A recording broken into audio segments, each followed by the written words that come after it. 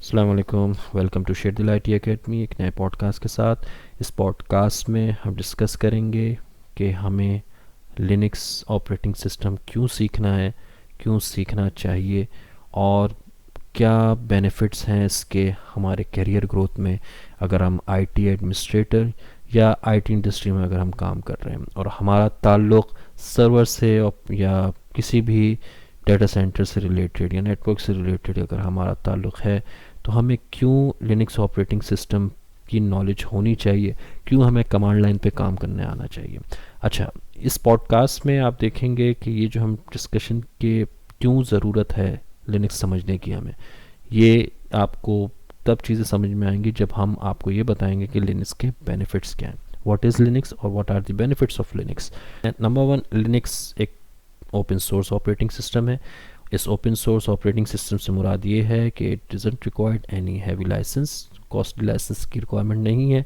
आप इसको डाउनलोड कर सकते हैं, कहीं से भी डाउनलोड करके इसको इंस्टॉल कर सकते हैं अपने हार्डवेयर पे और इसके ऊपर आप कोई भी एप्लीकेशन चला सकते हैं। एप्लीकेशन से मुराद आप कोई भी अपनी xyz.com वेबसाइट आप रन कर सकते हैं इसमें। तो इसमें आपको किसी भी किस्म की लाइसेंस की रिक्वायरमेंट नहीं होगी। ओनली यू हैव टू पे फॉर द DNS रिकॉर्ड, जो आपकी वेबसाइट का जो नाम है, डोमेन का नाम है, खाली आपने उसका पे करना है। Otherwise you do not have to pay anything. ठीक है।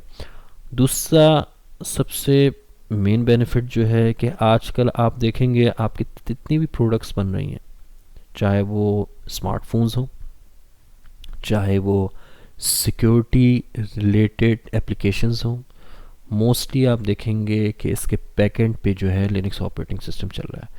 अब वजह क्या है इसके, लिनक्स ऑपरेटिंग सिस्टम ही क्यों ये लोग चला रहे हैं? लिनक्स ऑपरेटिंग सिस्टम इसलिए ये लोग चला पा रहे हैं क्योंकि लिनक्स ऑपरेटिंग सिस्टम का जो सोर्स कोड है it is open to the community, मतलब वर्ल्ड के लिए खुला हुआ है। वो कोई भी डेवलपर होता है उसको अपने हिसाब से इसमें चेंजेस करता है, कस्टमाइज़ करता है उसको, और उसको अपने एक नाम से, अपने एक प्रोडक्ट से उसको वो मार्केट में लॉन्च करता है। और इससे लिनक्स के मेन प्रोप्राइटर जितनी हैं उनको कोई परेशानी नहीं है इस चीज़ से।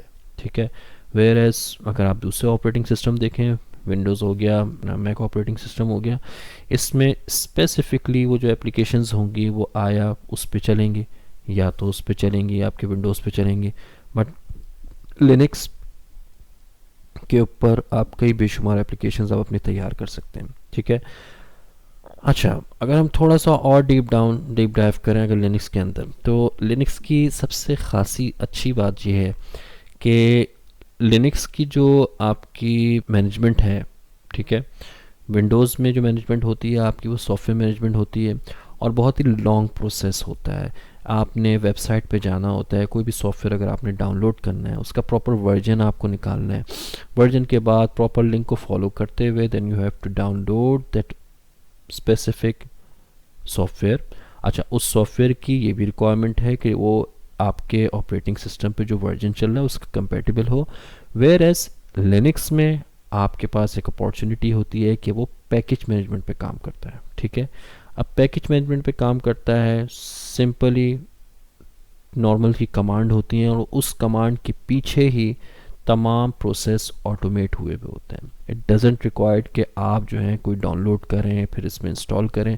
लिनक्स में आपके पास apt है, आपके पास yum है, आपके पास dnf पैकेज है।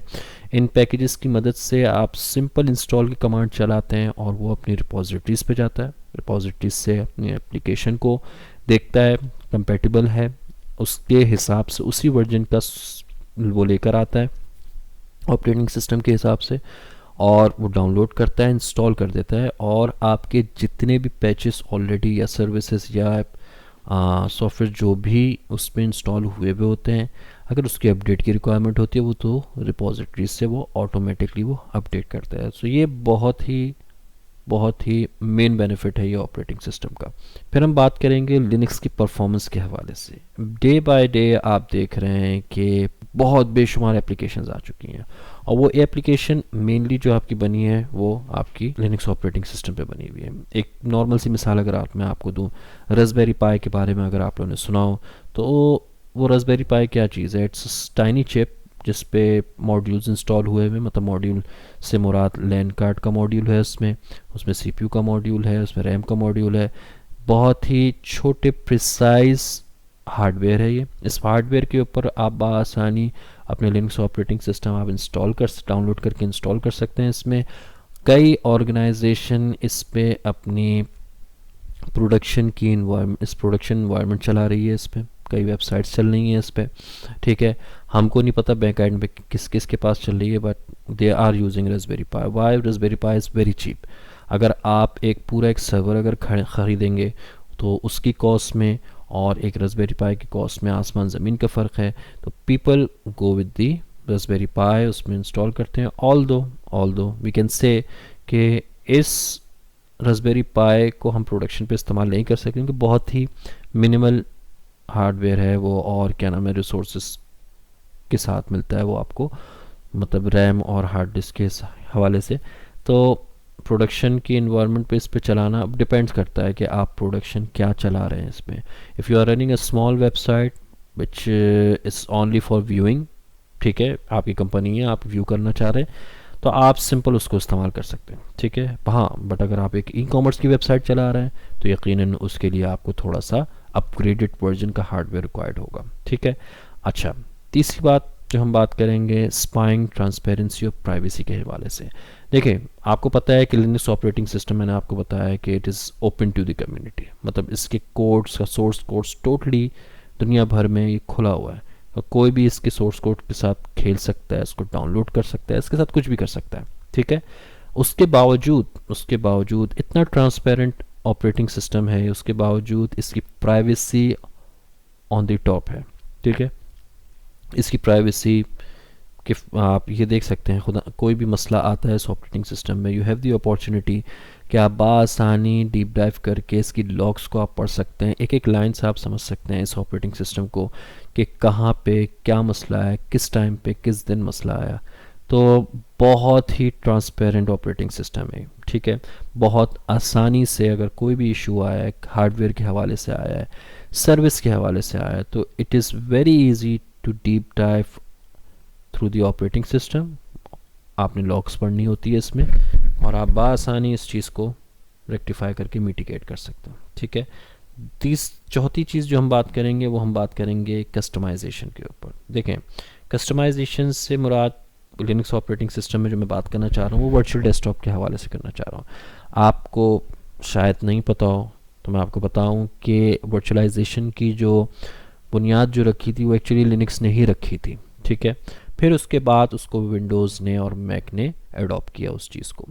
तो आजकल आप यही देखेंगे वर्चुअलाइजेशन पूरी की पूरी क्या नाम है विंडोज़ और मैक की ही दिखती है आपको, बट बेस जो उसकी रखी थी वो लिनक्स ने ही रखी थी। तो लिनक्स ऑपरेटिंग सिस्टम पे virtualisation is very much easy, ठीक है। और आप एक ऑपरेटिंग सिस्टम को रखते हुए कई ऑपरेटिंग सिस्टम इस पर चला सकते हैं, और बहुत ही मिनिमल एस्पेक्ट के साथ आप चला सकते हैं इस चीज़ को, सबसे बड़ा बेनिफिट। फिर हम बात करेंगे अपनी डेली टास्क के ऊपर। लिनक्स सब चीज़ों के बाद जो सबसे इम्पॉर्टेंट चीज़ है उसकी एफिशिएंसी। एफिशिएंसी क्यों? लिनक्स में आप कई चीज़ें ऑटोमेट कर सकते हैं, अपनी चीज़ें ऑटोमेशन से मुराद आपकी डेली टास्क ऑटोमेट हो सकते हैं। करने के तो आप विंडोज़ में भी कर सकते हैं, बट जो आसानी, जो तरीक़ा लिनक्स ऑपरेटिंग सिस्टम है उसको करने के लिए, वो और किसी ऑपरेटिंग सिस्टम में आपको नहीं मिलेगा। लिनक्स में ऑटोमेशन तो बहुत ज़्यादा है। आप सिंपल ऑटोमेशन की जो एक टूल जो आजकल बहुत मार्केट में है वो टेराफॉर्म है, ठीक है। और फिर उसके बाद एंसिबल है। मैं टेराफॉर्म और एंसिबल के अंदर नहीं जाऊंगा कि टेराफॉर्म और एंसिबल क्या चीज़ है, but it is running on Linux operating system, उसकी मदद से और आसान है। इन सर्विसेज को इस्तेमाल करते हुए आप अपने कई आवर्स के काम को आप मिनट्स में इसको कवर कर सकते हैं। तो ये चंद बेनिफिट्स हैं जो मैंने आपसे डिस्कस किए इस पॉडकास्ट में लिनक्स के हवाले से। अब हम बात करेंगे कि ये क्यों रिक्वायर है कि हम जो है इस ऑपरेटिंग सिस्टम को इतना अच्छे से समझ जाएं कि हमारी कैरियर ग्रोथ में काम आ जाए।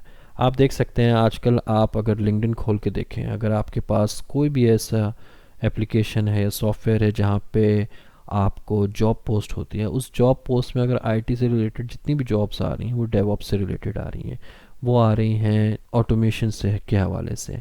अब आप हार्डली देखेंगे कि जेडीज़ में सर्वर लुक आफ्टर करने की जॉब हो उस टाइप की, जिसमें आपने डेटा सेंटर में चीज़ें देखनी है, वो बहुत ही कम आपको दिखेंगी।